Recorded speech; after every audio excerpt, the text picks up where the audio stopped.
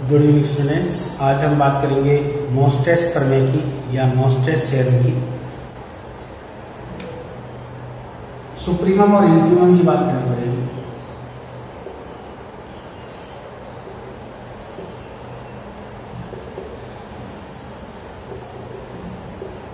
किसी फंक्शन का सुप्रीमम और इंफीमम क्या होता है, इसकी बात हम करते हैं।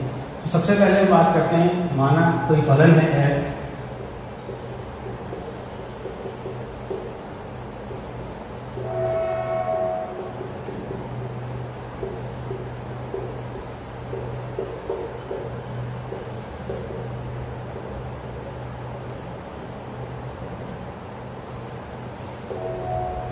माना f(x) अंतराल a b में परिभाषित एक फलन है। तो मान लेते हैं इस प्रकार का कोई फंक्शन है, ये हमारा a है और ये हमारा b है। तो ये जो है आपका फंक्शन का मान, मान लेते हैं ये अल्फा और यहां पर हमें मिल रहा है बीटा। यदि अल्फा और बीटा बिलोंग करते हैं इस अंतराल ए बी को, जहां पर अल्फा पर जो फंक्शन का मान है वो सबसे अधिकतम है और बीटा पर जो फंक्शन का मान है वो सबसे न्यूनतम है, तो f(x) सभी ऑफ अल्फा से छोटे या बराबर होंगे। जितने भी f(x) हैं वो सारे f अल्फा से छोटे या बराबर होंगे। इसको हम मान लेते हैं कैपिटल M।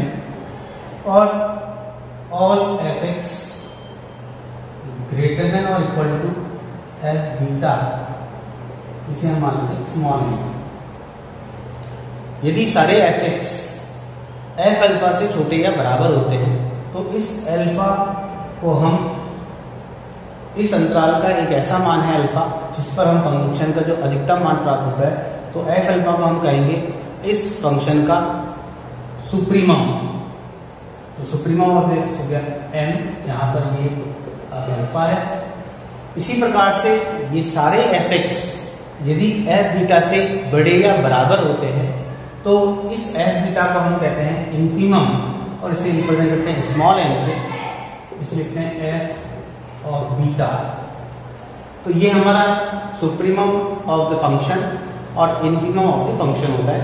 किसी भी फंक्शन के सभी मान यदि इस कैपिटल M से छोटे या बराबर होते हैं तो इस कैपिटल M को हम उस फलन का सुप्रीमम कहते हैं, या हिंदी में कहते हैं उच्चक, हिंदी में कहते हैं इसको उच्चक।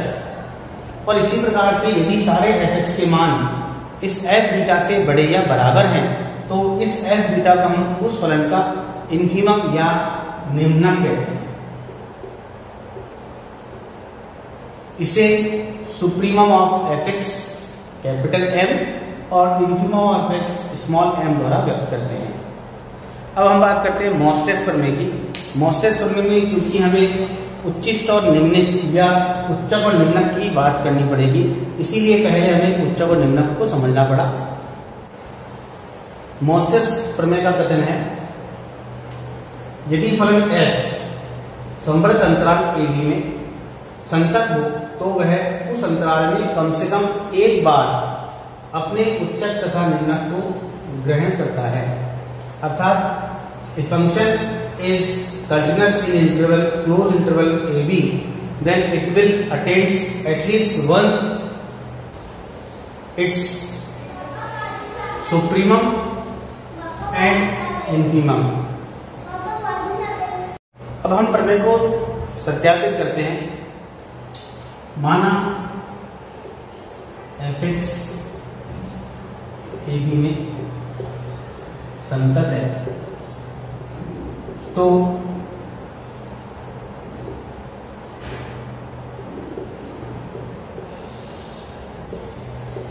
परिबद्धता प्रमेय से यह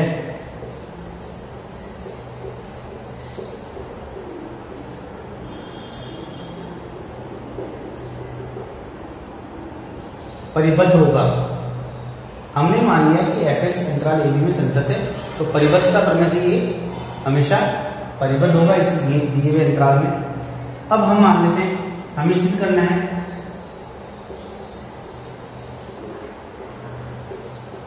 कि फलन fx AB में अपने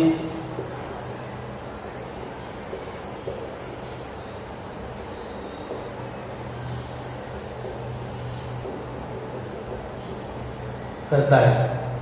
हमने मान लिया कि हमें सिद्ध करना है कि फलन जो है वो AB में अपने उच्चक को ग्रहण करता है। हम मान लेते हैं माना f ऑफ अल्फा बराबर m तथा f ऑफ बीटा बराबर स्मॉल m।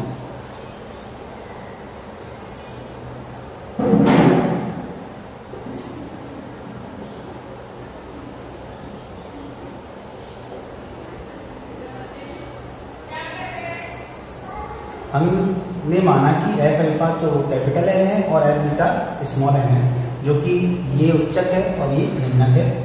हम सिद्ध करेंगे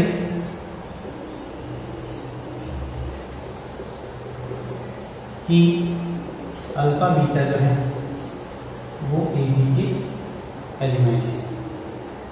हम ये सिद्ध कर देंगे कि अल्फा बीटा जो है वो उस एलिमेंट जो है उस अंतराल के एलिमेंट है। इसको सिद्ध करने के लिए हम इसका विरोधाभास ले लेते हैं। माना या यदि संभव हो तो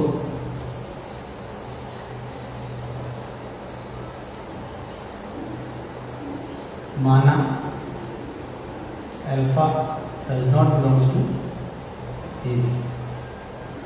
ठीक है, हमने मान लिया कि अल्फा जो है वो ए बी का एलिमेंट नहीं है तथा एक्स बिलोंग करता है A B.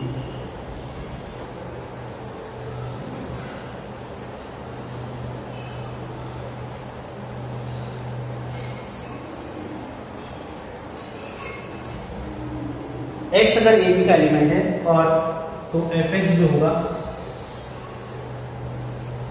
Is not equal to M होगा, क्योंकि एम जो है वो आपका क्या है, एम हमारा सुप्रीमम है और एक्स जो है वो इस इंटरवल का एलिमेंट है।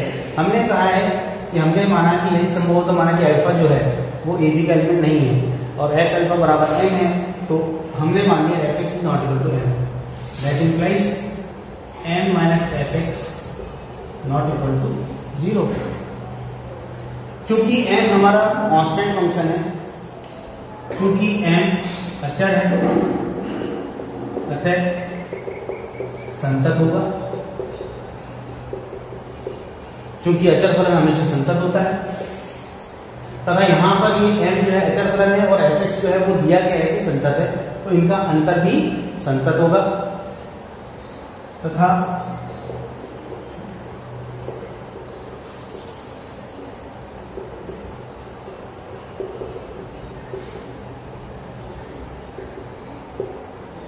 तो 1/m माइनस एफ एक्स में भी संतत फलन होगा।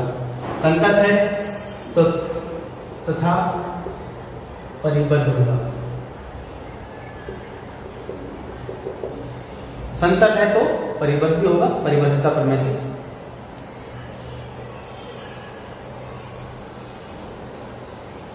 अब मान लेते हैं फलन 1/m माइनस एफ एक्स का उच्चक कैपिटल के तथा निम्नक स्मॉल के। हमने मान लिया कि ये जो फलन है 1/m माइनस एफ एक्स, इसका उच्चक या सुप्रीमम कैपिटल के है और इन्फीमम स्मॉल के है, निम्नक स्मॉल के है। तो 1/m माइनस एफ एक्स हमेशा छोटा या बराबर होगा कैपिटल के। या हम लिख सकते हैं इसको 1/k less than equal to होगा m माइनस एफ एक्स, या हम इसको लिख सकते हैं F X less than equal to होगा m माइनस 1/k से। और यहाँ पर m जो है वो एक धनात्मक राशि है 1/k, तो m में से अगर 1/k घटाएंगे तो ये लेस देन इक्वल टू होगा कैपिटल M के, लेस देन होगा कैपिटल M। तो यहाँ पर देखिए for all x belongs to AB हमने ये प्रूव कर दिया कि ये fx जो है वो m-1/k से छोटा या बराबर है, जहां पर m-1/k जो है वो कैपिटल M से छोटा है। ये कैपिटल M हमारा इस fx का क्या था, उच्चक था, और उच्चक जो होता है उससे जो छोटा एलिमेंट होता है वो fx से कभी भी छोटा नहीं हो सकता, अर्थात m के उच्चक होने का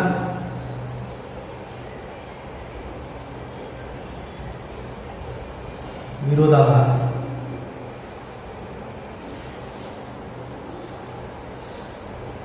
क्योंकि m जो था वो सबसे लीस्ट अपर बाउंड होता है, तो ये अपर बाउंड था, इससे भी छोटा एक अपर बाउंड हो गया, अर्थात m-1/k इसका उच्चक होना चाहिए, जबकि हम मान के चले थे कि m इसका उच्चक है, जो कि m के उच्चक होने का क्या कर रहा है, विरोध कर रहा है। फलतः हमने जो पूर्व मान्यता थी, जो माना था हमने कि f alpha does not belongs to AB, वो गलत थी। तो हमारी पूर्व मान्यता जो थी वो गलत थी, अर्थात या फलतः ऊपर लिख देता हूं मैं,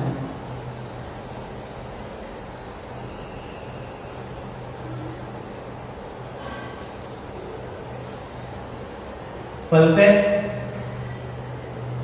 हमारी पूर्व मान्यता गलत है कि alpha does not belongs to AB।